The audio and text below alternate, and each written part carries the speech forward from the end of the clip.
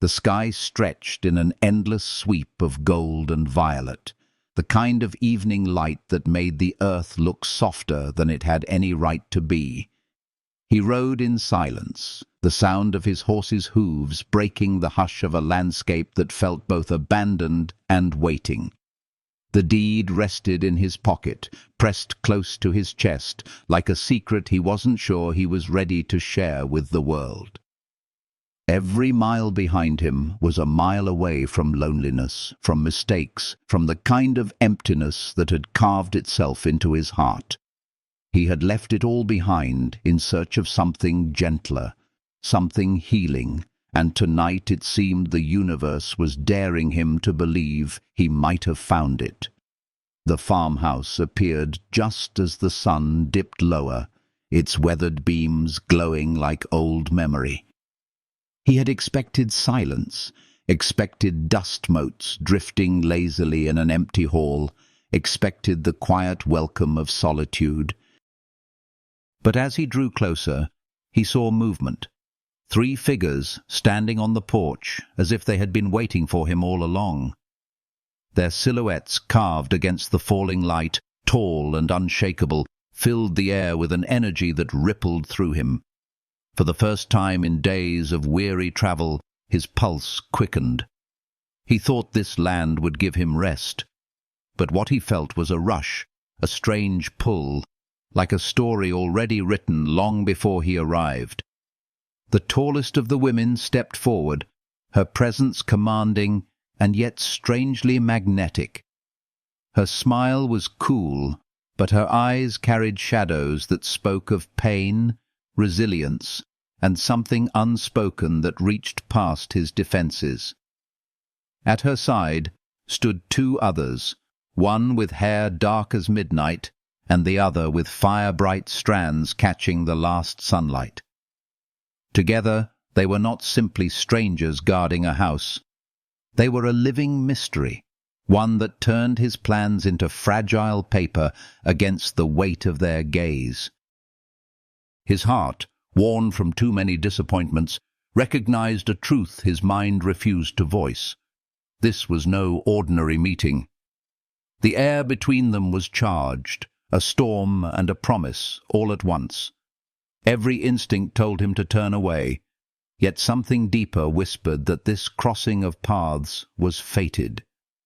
There was warmth in their stillness, like the heat of a fire just beyond reach, and he realized that perhaps what he had sought in solitude might instead be found in connection. His chest tightened, not in fear, but in anticipation of what was about to unfold. He didn't yet know the shape of it, whether it would be trial or tenderness, but he felt the pull of it all the same. Even as the night gathered, stars opening one by one, the world seemed to hold its breath around that farmhouse. He dismounted slowly, his hand brushing against the deed again, though suddenly the paper felt less certain, as though ownership was a question, not an answer. In their eyes flickered a mix of challenge and invitation, and though his journey had been for escape, his heart already knew he had stumbled into a beginning. A fragile beginning, filled with risk, yet holding the shimmer of something transformative, something healing, the kind of love that remakes even the loneliest soul. And as the first words passed between them, carried on the evening breeze, the story that would bind their lives began, not with certainty, but with possibility. The kind of possibility that feels like a doorway half open, waiting to be stepped through. The quiet farm was no longer just land and walls. It was a stage for destiny, a place where longing might bloom into something no heart could have predicted. And in that moment, with the world hushed around them, he felt the stir of belonging. If this unfolding touches your heart, if it stirs a longing for connection, or offers a gentle breath of healing, I invite you to linger with me in this journey. Your likes, your comments, your presence, and even your quiet subscription become threads in the fabric of these stories. Together, they allow these tales of love, of warmth, of soul-deep companionship to continue flowing. And as one chapter closes, another waits just beyond the horizon, ready to carry us into what comes next. The silence between them stretched thin, as if the world itself leaned closer to listen. His hand still rested on the deed, though it felt more fragile now, a slip of paper carrying promises that seemed powerless against the weight of 3 pairs of eyes. The tallest woman's gaze lingered, not cruel but piercing, as though she could read the threads of his story without him ever speaking. She stepped down from the porch, boots pressing into the dirt with quiet finality, and the distance between them shrank to something unbearably intimate. "You must be the new owner," she said, her voice rich, steady, threaded with a weariness he could almost feel in his own bones. Her words brushed against him like the edge of a storm, testing, measuring, carrying not only curiosity, but history. The woman beside her, dark-haired with shoulders built for endurance, crossed her arms and tilted her head. There was a guardedness in her stance, yet in her eyes he glimpsed the faintest flicker of gentleness. The third, flame-haired, leaned on the railing with a half-smile, freckles dancing across skin, sun-touched and strong. Together they seemed to fill the air with something heavy and unspoken, not menace, but inevitability. Boone's throat felt dry as he shifted his weight. He wanted to speak of ownership, of law, of boundaries that protected his place here, but something in their presence pressed him to listen before he defended. It was the redhead who broke the pause, her laughter low and edged with bitterness, like a wound healed badly. "The man who sold you this place made promises, and promises out here are not easily broken." Her voice carried a resonance that stirred the ache of loneliness in him, reminding him that the frontier was not just land and sky. It was survival. It was trust. It was the fragile thread that tied people together when distance made the world so empty. He glanced from one woman to the next, sensing layers beneath the surface, as if each carried a different shade of grief. The dark-haired one finally spoke, her tone quiet but firm. "When you are 3 days from the nearest law, papers mean less than honor. Out here, we live by the bonds we make." Her words sank deep, and something within him stirred, a recognition that echoed his own hidden longing for bonds, for warmth, for a place where he was not simply surviving, but belonging. The tallest, whose presence seemed carved from stone and wind, leaned closer. The faint scent of lavender clung to her, soft against the rough edges of her frame. "You've inherited more than land," she said, her eyes holding his with an intensity that both unsettled and steadied him. "You've inherited us too." The words struck like an ember falling onto dry kindling, sparking confusion, unease, and an undeniable pull. He wanted to reject it, to draw a clean line between himself and whatever arrangement Marcus, the seller, had left behind. But as he looked into her eyes, there was a glimmer of vulnerability hiding behind her strength, a fracture that revealed she was not only fierce, but deeply human, carrying burdens heavier than her broad shoulders should bear. The evening deepened around them, the first stars opening across the sky. The farmhouse windows glowed with the faint promise of light within, a symbol of shelter, of warmth, of lives that had been built and shared before his arrival. He realized this was no chance meeting. Every detail, every pause, every look was part of something larger than himself. A thread he had stumbled onto, but that had been woven long before. Still, fear stirred in his chest. Fear of being trapped. Fear of stepping into a web spun by others' hands. Yet, alongside the fear was something gentler, something healing, the strange sense that these women were not his captors, but perhaps his mirror.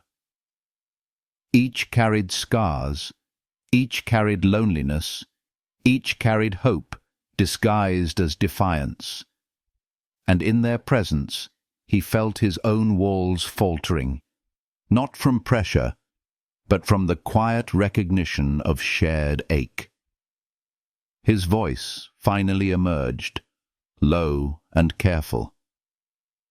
"I came here for solitude," he said, though even as the words left him, they felt hollow.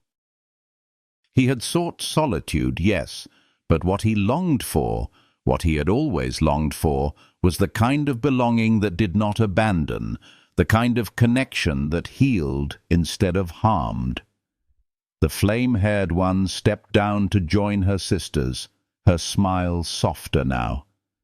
"Then perhaps you came here for the wrong reason," she murmured, "or perhaps for exactly the right one." Her words floated between them, gentle but weighty, and in the way she spoke he felt less trapped and more invited. Boone's heart beat against his ribs, steady but urgent, as though urging him towards something unknown. The women stood together now, no longer obstacles, but a force both wild and welcoming. In their eyes he saw not chains but choices, not demands but possibilities. And for the first time since he had set foot on this land, he allowed himself to imagine that the home he had purchased might hold more than soil and timber. It might hold the kind of healing he had been chasing all his life. The night wrapped itself fully around them, and the silence returned, but it was no longer empty. It was full, alive, carrying the weight of what was yet to be spoken, of what was waiting just beyond the fragile edge of courage. And as he stood there, surrounded by starlight and the quiet strength of three women whose presence both unsettled and comforted him, he knew that his story was only beginning. The next step would change everything. The weight of their words pressed against him long after the sound faded, like ripples spreading across still water. He stood with the cool night wrapping around his shoulders, the distant call of an owl echoing through the valley, and for the first time he realized how far he truly was from the world he once knew. No neighbors, no law, no familiar voices, just this land, this house, and the three women who looked at him not as an intruder, but as if he had stepped into a story already unfolding. His fingers tightened on the reins, his horse shifting beneath him, restless with the charge in the air. The deed in his pocket felt almost mocking, as if paper and seals could outweigh the raw force of human bonds forged in hardship and betrayal. It was Helena who spoke again, her voice lower now, gentler, as though she had shifted from command to confession. "The man who came before you, Marcus, promised us more than his strength. He promised us a future. He said this land would be ours together, that we would work, thrive, and never know loneliness again. But when the weight of it grew too heavy, he chose the easier path. He sold us like cattle and left us to carry the ruins." Her tone did not waver, but in her eyes flickered a shadow of something Boone recognized, pain disguised by pride, the fragile scar tissue of a heart that had once trusted and been broken. Ruth, The dark-haired one shifted closer, her voice softer than her frame suggested. "We built this place with him. Every stone, every furrowed field, every line of irrigation cut into the earth carries our hands in it. And when he left, it was not only the soil he abandoned, it was us, our affection, our trust, our devotion. He turned them into debts and left them to rot." Her words carried no malice, only the heavy sorrow of memory, and Boone felt it thread through him like a cold wind. Magdalene, with her fire-bright hair, let out a brittle laugh that dissolved almost immediately into silence. "We weren't enough. Not our loyalty, not our bodies, not our love.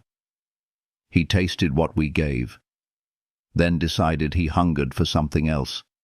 And when he sold the land, he sold us too, in his careless way." Her eyes lifted to Boone's, green flecked with grief and fury, and for a moment he wanted to look away, but he did not. He held her gaze, and in it saw not only the sharpness of betrayal, but the longing for healing, for someone who would not abandon them when the world turned harsh. Boone's chest tightened, not with fear, but with recognition. He had left his old life behind because it had grown hollow, stripped of meaning, because promises given to him had also withered into lies. He had thought solitude would be his balm, the quiet rhythm of land and cattle his healing. Yet here, before these women, he felt an ache that mirrored his own. Their story was not foreign to him.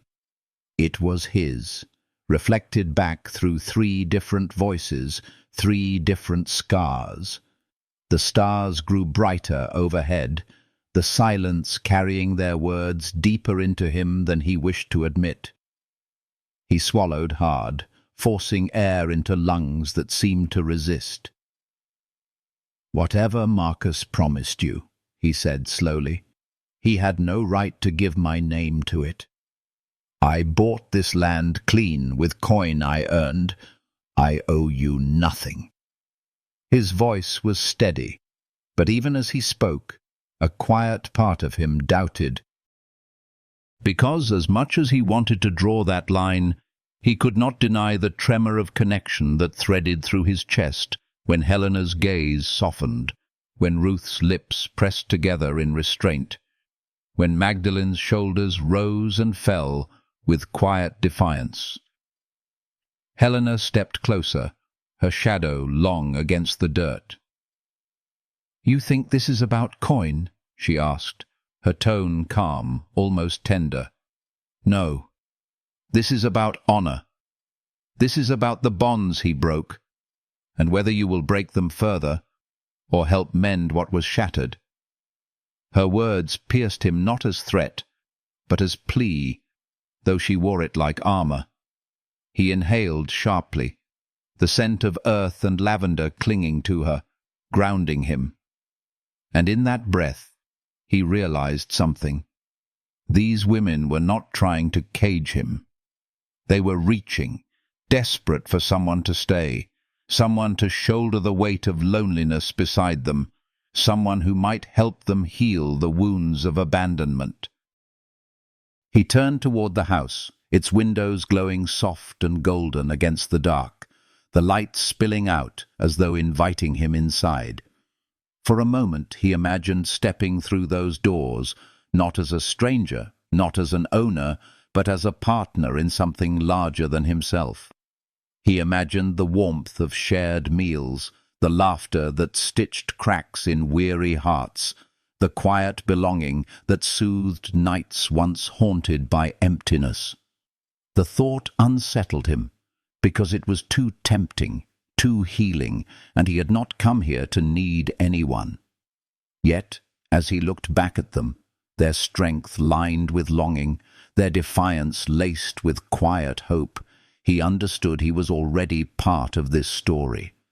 Whether he chose to fight it or surrender, the threads had wrapped around him.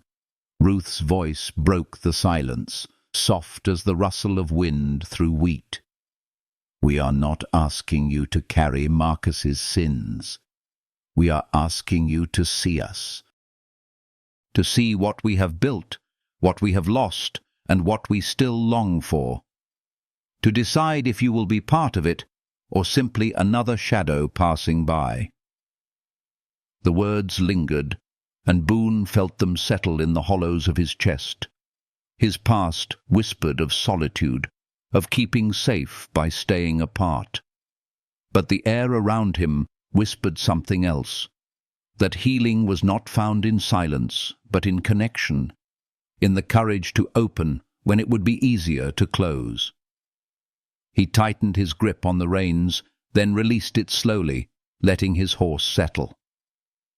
His eyes drifted back to the farmhouse, to the golden windows, to the women whose presence was both challenge and invitation.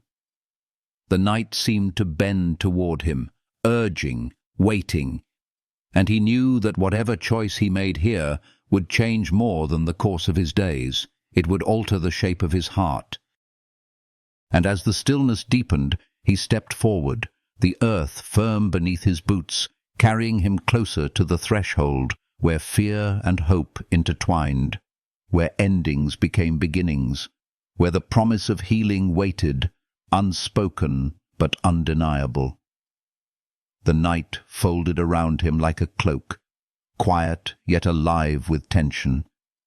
The cool air touched his skin, carrying with it the scent of tilled soil, faint wood smoke, and lavender that clung to the porch rail where Helena still stood. Boone's steps slowed as he drew nearer, his boots pressing into earth shaped by hands not his own. Each breath seemed heavier, weighed with questions he could not yet name. He had come for solitude, yet everything about this moment told him solitude was no longer possible. Helena's gaze held his as though anchoring him in place, not with force, but with the strange magnetism of someone who had long carried too much alone. Her tall frame, once so intimidating, seemed softened now by the flicker of lantern light spilling from the house.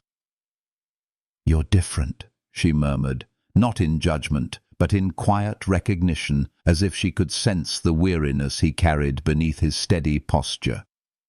He said nothing, but his silence was not resistance. It was listening, the first thread of a bond woven not by law or contract, but by understanding. Ruth moved closer, her shadow mingling with his. She carried herself with quiet strength, her steps measured, her presence grounding. "You haven't run," she said softly. "Most men would have ridden off the moment they saw us standing here. You stayed." Her voice was neither accusing nor praising. It was simply the truth, spoken with a gentleness that brushed against the hollow places in his chest like balm. For a man who had spent years unseen, her words felt like acknowledgement, a healing reminder that he was not invisible. Magdalene's laughter broke the stillness, though this time it lacked bitterness. It was lighter, uncertain, as though she too sensed the fragile shift in the air. She tilted her head, her copper hair catching fire in the lantern glow. "Maybe you're braver than you look," she teased, but her eyes betrayed more, something hopeful, something afraid to hope. Her playfulness was a shield, but Boone could see through it now, glimpsing the tenderness she guarded fiercely. He breathed deeply, and for the first time since arriving, the weight pressing on his chest eased. These women, for all their strength and suspicion, were not walls meant to keep him out. They were walls built around wounds, around hearts that had been left too exposed. He could feel the raw truth of it. Behind their demands and their warnings, what they sought was not power, but connection, the healing that comes when someone chooses to stay instead of leaving. His eyes shifted to the farmhouse. Through the windows, he glimpsed the glow of home, rough-hewn furniture, the curve of a table worn smooth by shared meals, a fire flickering low in the hearth. It was not luxury, but it was alive with care, with the imprint of lives that had endured together. He imagined stepping inside, setting down his burdens not only upon the wooden floor, but into the open spaces of hearts that might one day welcome him. The thought startled him with its warmth. He had not realized until this moment how starved he had been for belonging. Helena stepped nearer, her voice quiet, careful, as though she feared the weight of her own vulnerability. "We are not asking for obedience, Boone. We are asking for presence, for someone who will not turn his back when life grows harder than expected. We want to build something real, something that lasts." Her words trembled at the edges, a soft confession hidden within steel. He searched her face, and in that searching he saw not only her strength, but the loneliness that had carved itself into her features. He turned then to Ruth, who stood steady, her dark eyes holding both caution and hope, and to Magdalene, whose defiance was little more than a shield against heartbreak. In each of them he saw the same unspoken longing that throbbed quietly in his own chest. The desire to be seen, to be chosen, to be loved without conditions. Something within him softened. His resistance, built from years of guarding himself, began to crumble. He had thought healing would come from solitude, from the quiet toil of land and cattle. But standing before them, he began to understand that healing was not isolation. It was connection, fragile and terrifying, and utterly necessary. The horse shifted behind him, breaking the silence, but Boone remained rooted, his decision already forming in the spaces between his doubts. He did not know what tomorrow would bring, nor how they would reconcile the tangled promises left by Marcus. But he knew this: he could no longer pretend he did not feel the pull of this place, of these women, of the chance to build something different than the life he had left behind. His voice, when it came, was steady but softer than he expected. "Show me," he said, though it was less a command and more a surrender. "Show me what you've built, what you've made here. Let me see with my own eyes." The three women exchanged glances, and in the silence that followed, a warmth bloomed, fragile but real. Ruth's lips curved into the faintest smile. Magdalene's laughter slipped free again, lighter now, less guarded, and Helena exhaled, the tension in her shoulders easing for the first time. Without words, they turned toward the fields, the farmhouse, the life they had carved out of wilderness. And as Boone followed them into the glow of lantern light and the quiet rhythm of the land they had nurtured, he knew he was stepping into something far more than soil and timber.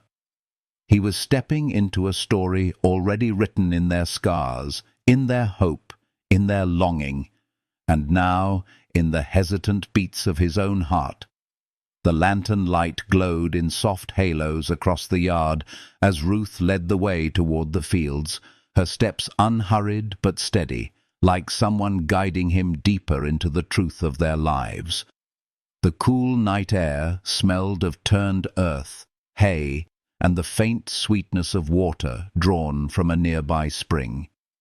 When she knelt to brush her fingers along the carved channels that carried the water, Boone saw not just soil, but devotion, lines etched into the earth with patience, with vision, with the determination of women who had refused to surrender to abandonment. "This system," Ruth said gently, her hand hovering above the stream of water glinting in the moonlight, "we carved it ourselves. Every ditch, every sluice. We made the land give back what it had taken. Marcus called it clever. He called it his idea when traders came, but this, she pressed her palm to the damp soil, this is ours. There was quiet pride in her voice, but also hurt, the kind that comes from being erased. Boone felt something shift inside him, a recognition of how often women like her had been overlooked, their brilliance claimed by men who vanished when the work grew too heavy. He could almost feel her longing for acknowledgement, and without thinking he said softly, "It's beautiful. You did this." The way her shoulders relaxed told him his words mattered more than he knew. Magdalene came next, leading him to the livestock pens. The cattle stood sleek and healthy, their hides gleaming under the stars. Chickens clucked softly in their coop, the night air filled with the scent of hay and warm feathers. Magdalene rested one strong hand on the fence rail, her green eyes watchful as she spoke. "We keep them fed, keep them safe. We trade their yield for goods we need. This farm is more than survival. It's our livelihood, our freedom." She paused, her tone sharpening with memory. Marcus saw profit, nothing else. But for us, this is home. It's our hands, our sweat, our hearts. Every animal, every crop is proof that we stayed when he walked away. Her voice trembled at the edge, and Boone felt the echo of that tremor in himself. He had known abandonment in different shapes, but its sting was universal. He stepped closer, not daring to touch her, but letting his presence bridge the distance. Magdalene's chin lifted, defiant even in her vulnerability, but her eyes softened when they met his. He understood then that beneath her fire lay a hunger to be believed, to be valued not as a convenience, but as a partner. Helena's hand brushed his arm as she drew him toward the farmhouse itself. Inside, the warmth of the home enveloped him. The walls bore the marks of care. Wood polished smooth, quilts stitched by steady hands, chairs arranged in a circle that spoke of nights filled with shared meals and laughter. There was no luxury, yet everything carried the weight of intention. In every corner was evidence of lives bound together not by ease, but by perseverance. Helena's voice, low and steady, carried the softness of confession. This house was never just shelter. We built it into a sanctuary, a place where we could rest, where loneliness could be quieted by presence. When Marcus was here, he never saw it. He sat at the table, but he was never with us. He held our hands, but his heart was elsewhere. We kept waiting for him to stay, but he only ever searched for ways to leave. Her words wrapped around Boone like threads, weaving a picture of not only betrayal, but yearning. She had built walls strong enough to keep out storms, yet still longed for someone who would sit beside her and simply remain. He felt the ache of it, the kind of ache only healed by constancy, by choosing again and again to stay. And in that moment, looking into her guarded eyes, he felt his own defenses loosen, as if her hope had reached across the silence and touched him. They gathered in the sitting room, the fire burning low, the night deep around them. Boone looked from one to the other, and in their faces he saw not demands, but quiet invitations. Each carried strength, yet each bore wounds left by a man who had failed to honor what was given, and he, standing there, realized he was being asked for something far greater than ownership of land. He was being asked whether he could carry the weight of trust, whether he could walk into their circle not as an outsider, but as one of them. The silence stretched, and Boone let it. He wanted to feel the truth of this place, to sense the beating heart beneath its wooden beams and fertile fields. He thought of the loneliness that had driven him here, the hollow spaces in his chest that solitude could not fill. And he thought of the quiet strength of Ruth's irrigation channels, the fierce devotion in Magdalene's livestock pens, the fragile hope in Helena's steady gaze. Each was a piece of something larger, a home not only built but lived in, a family shaped not by blood but by choice. His voice, when it came, was gentle, a thread carried into the silence. "You've made something remarkable, more than Marcus ever saw, more than he could have deserved. And though I came here searching for solitude, I see now that solitude was never what I needed. Perhaps," his words faltered for a heartbeat, "perhaps what I've needed all along is this. To be part of something, to share the weight, to stand with those who choose not to abandon when life grows heavy." Their eyes met his, and though none spoke, the warmth that filled the room was answer enough. It was not agreement, not yet, but it was the opening of a door, a fragile beginning, tender and uncertain, yet filled with the healing promise of belonging. The fire crackled, the night held its breath, and Boone felt the shift deep within his chest, the understanding that he was no longer standing on the edge of solitude. He was stepping into the heart of connection, and whatever lay ahead, he would not walk it alone. The morning broke quietly, the first light pouring across the valley in strokes of pale gold. Dew clung to the grass, sparkling like scattered jewels, and the scent of damp earth rose with the dawn. Boone stood at the edge of the fields, watching the mist lift, his breath steadying as if the land itself was teaching him how to breathe again. Behind him, the farmhouse stirred with soft sounds of waking, pots shifting in the kitchen, the faint creak of floorboards under sure feet. It was not the emptiness he had imagined when he set out to find a new life. It was something fuller, warmer, threaded with presence. Ruth emerged first, her hair pulled back loosely, a few strands catching the morning sun. She carried a bucket, her steps firm, her eyes softened by sleep. "The water runs better at dawn," she said, kneeling to check the channels she had carved. Boone watched the way her hands moved, precise and gentle, shaping the earth with quiet mastery.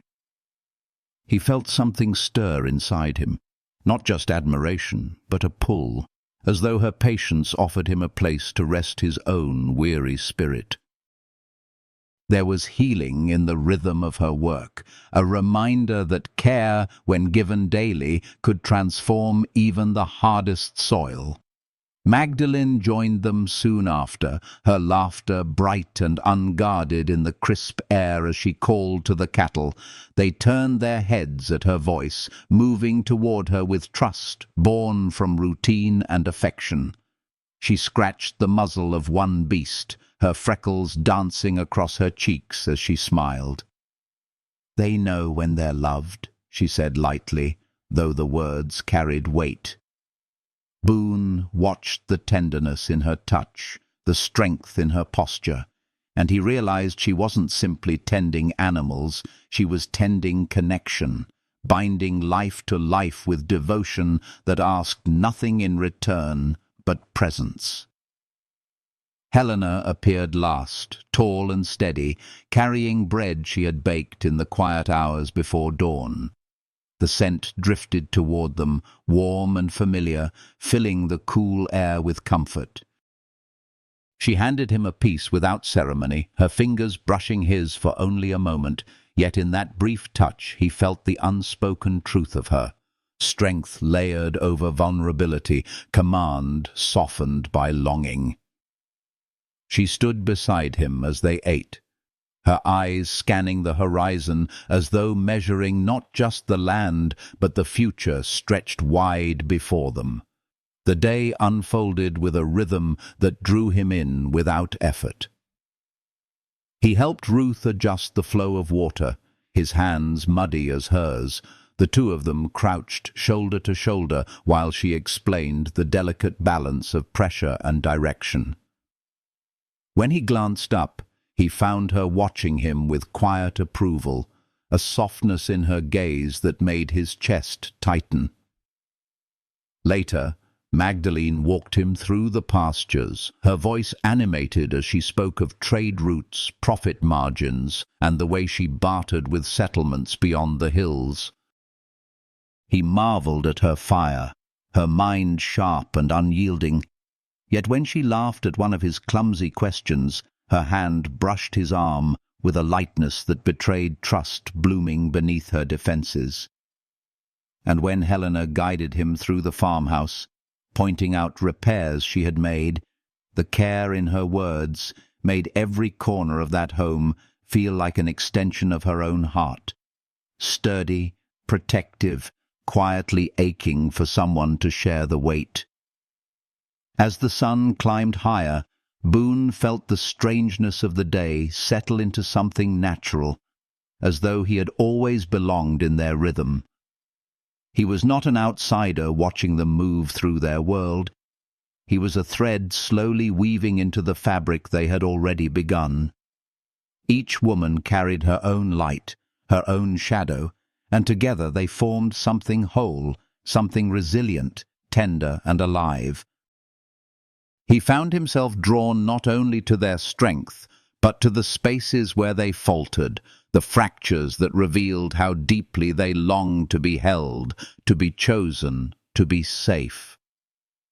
The afternoon brought them back together at the table, bread warm from the hearth, vegetables crisp from the garden, laughter spilling into the room like sunlight through open windows.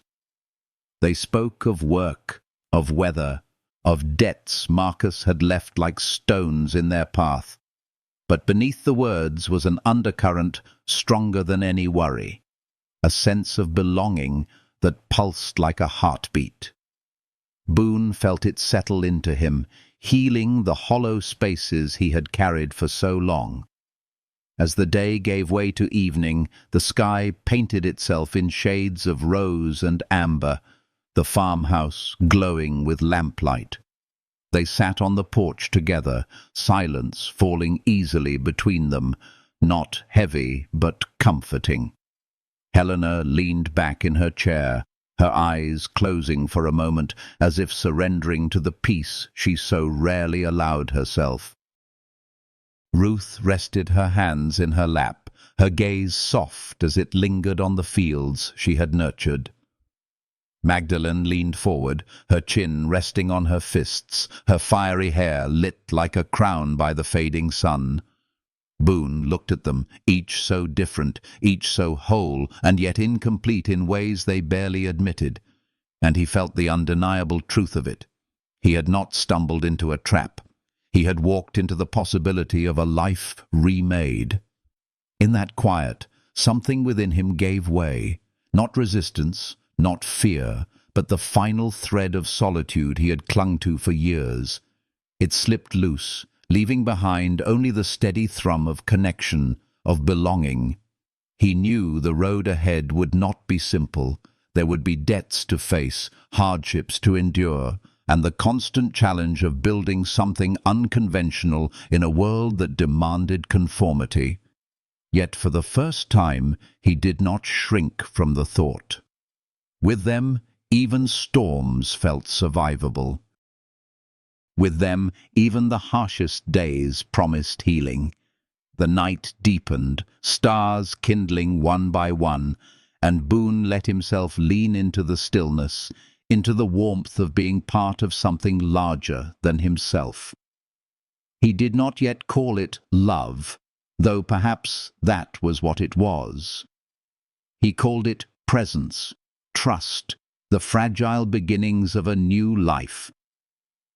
And as he sat beside them, listening to the whisper of the wind through the fields they had built with their hands, he felt the truth as surely as the earth beneath his boots.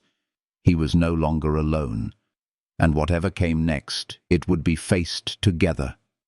The weeks slipped into each other with a rhythm so natural that Boone sometimes wondered if he had always belonged to this place, to these women, to the land that thrived beneath their care. Each sunrise carried with it the sound of Ruth's soft footsteps tending to the irrigation channels, her figure bent gracefully over the earth, coaxing life from soil, as though her very hands carried healing. He joined her often, the silence between them filled with warmth, broken only by the easy cadence of her voice, explaining the flow of water, the way small changes in direction shaped the abundance of the fields.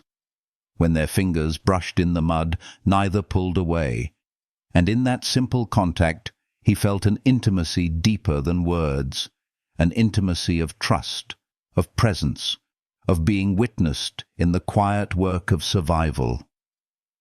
Magdalene remained fire at the heart of their circle, fierce and protective. Yet more often now her laughter rose like music, no longer edged with bitterness, but with the freedom of sharing burdens. She would lead him through the markets, her eyes sharp, her tongue quick, bartering with a confidence that left men twice her size flustered and defeated. Yet at night, when the weight of the day softened, she sat with him near the hearth, her green eyes dimmed of their fire, her voice low with confessions she dared not speak in daylight.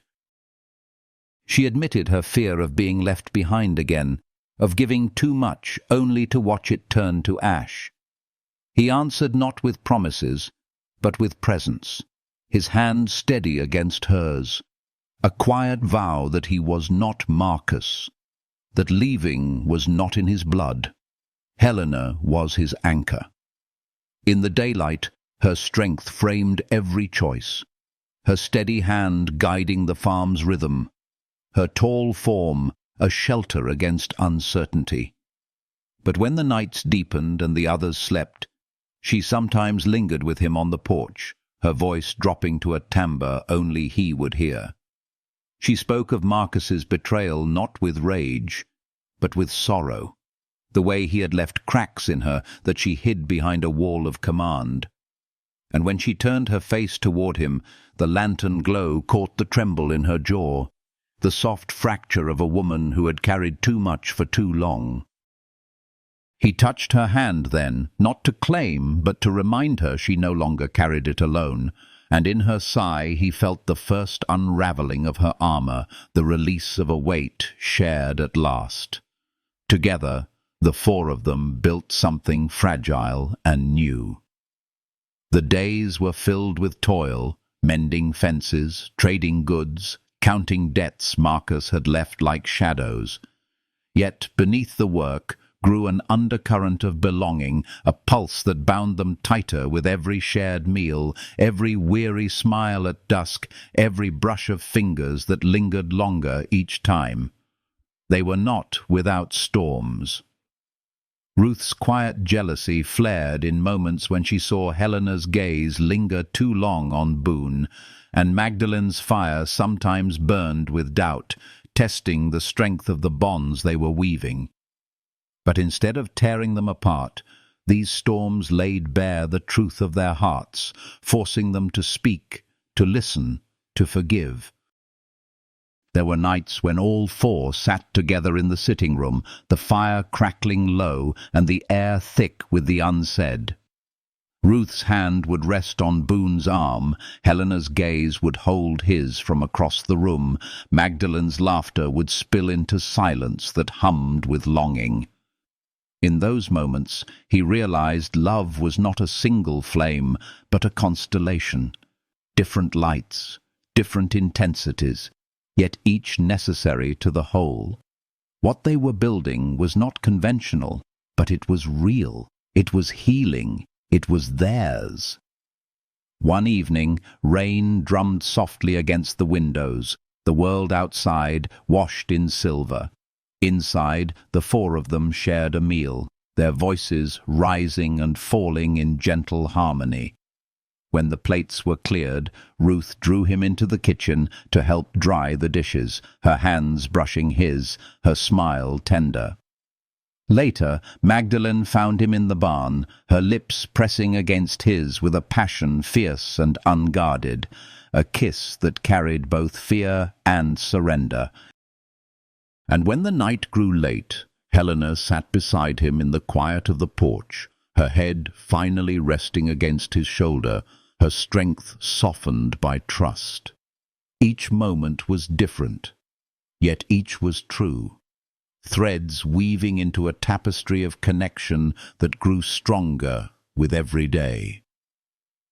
Boone lay awake that night in the farmhouse, the sound of rain easing into silence, his thoughts tangled with wonder. He had come to this place seeking solitude, but solitude had been a cage he built from his own wounds. What he found instead was belonging, a family not bound by blood or tradition, but by choice, by the willingness to stay. He understood now that love did not need to look like what the world expected. It only needed to be honest, steady, alive. And as he closed his eyes, he felt the quiet certainty of it settle into his bones. He was exactly where he was meant to be. The dawn that followed carried with it a sense of promise. The debts still remained, the world beyond their land still threatened to intrude, but within the farmhouse walls was something no storm could easily tear down. The bonds they were weaving were not fragile threads. They were roots sinking deep into the soil, strong enough to weather drought, strong enough to endure betrayal, strong enough to grow. And as he rose to meet the day, Boone knew he was no longer walking into an uncertain future alone. He was walking with them, bound by choice, by trust, by the healing warmth of love that refused to let go. The seasons turned, carrying with them both hardship and abundance. And the farmhouse became more than walls and land. It became the center of a life remade. By the time summer had rolled into its peak, the fields stretched wide and green, heavy with grain, the irrigation channels alive with water, guided by Ruth's careful design. The cattle stood sleek and strong in their pastures, and Magdalene's sharp instincts had ensured fair trade that kept them well supplied, debts slowly fading into memory. Helena's steady hand oversaw it all, her voice guiding decisions with a strength tempered by tenderness. And Boone, who had arrived with only solitude in his heart, now stood beside them, his presence woven into the fabric of everything they built. Evenings were no longer marked by silence. They gathered on the wide porch, its boards expanded and repaired, large enough now to hold them all with comfort. The golden light of sunset spilled across their faces as they shared meals, laughter, and the quiet satisfaction of work well done. Boone found himself watching them sometimes, the way Ruth's eyes glowed with quiet pride when she spoke of the harvest, the way Magdalene's laughter shook free the last shadows of fear, the way Helena leaned back in her chair, a soft smile on her lips that spoke of a heart finally unburdened. He realized he was not only part of their lives, he was cherished within them. Their love had grown slowly, tenderly, shaped by patience and honesty. Ruth came to him in moments of quiet, her hands smelling of earth and water, her voice soft with secrets she entrusted only to him. Magdalene's fire remained untamed, but her kisses were no longer edged with doubt. They carried devotion, fierce and unwavering, a promise that she had chosen to stay. Helena, whose strength had once been a wall, now let her vulnerability rest openly in his arms, her head on his chest as they spoke of dreams, of children they might raise, of futures that once seemed impossible. What had begun as a fractured arrangement of necessity had become something luminous, something whole, a family forged not by chance but by choice. The world beyond their valley never stopped pressing. Traders came and went, gossip travelled, debts were remembered and settled, yet within the boundaries of their farm they had carved a sanctuary. Every sunrise carried the hum of belonging. Every sunset closed the day with the healing comfort of companionship. They faced quarrels too, jealousies that flared, burdens that weighed heavier on one than another, misunderstandings that left silences lingering too long. But each storm passed because they learned to reach for one another instead of retreating. Their love was not fragile glass. It was iron tempered by fire, roots deepened by rain. 3 months after Boone's arrival, the farm thrived beyond expectation. He stood with Helena, Ruth, and Magdalene on the porch one evening as twilight deepened. The land spread before them, fields fertile, fences mended, herds strong. The sky glowed with stars just beginning to emerge, and the air was filled with the scent of summer grass. Helena asked him softly, "Any regrets?" He looked at them, these women who had been strangers on his first day, whose eyes had once held suspicion and demand. Now those same eyes held love, trust, and a future that stretched far beyond the horizon. He smiled, shaking his head. "Only that it took betrayal to bring me here," he answered. Their laughter rose around him, full of warmth, carrying across the fields like music. They had created their own definition of family, their own way of loving that defied the world's narrow expectations. They were not bound by convention, but by devotion, not by law alone, but by hearts willing to stay when it was easier to leave. In a world that demanded conformity, they had chosen truth. In a wilderness that could have swallowed them whole, they had built a home. And in each other they had found healing that went deeper than soil or stone. It was healing for the soul, for the wounds of betrayal, for the hollow places left by years of loneliness. As night settled and the stars scattered bright above, Boone reached for their hands. Ruth steady, Magdalene's fierce, Helena's strong, and in that circle he felt what he had longed for without knowing, the quiet certainty of belonging, the warmth of being chosen, the healing truth of love that endures.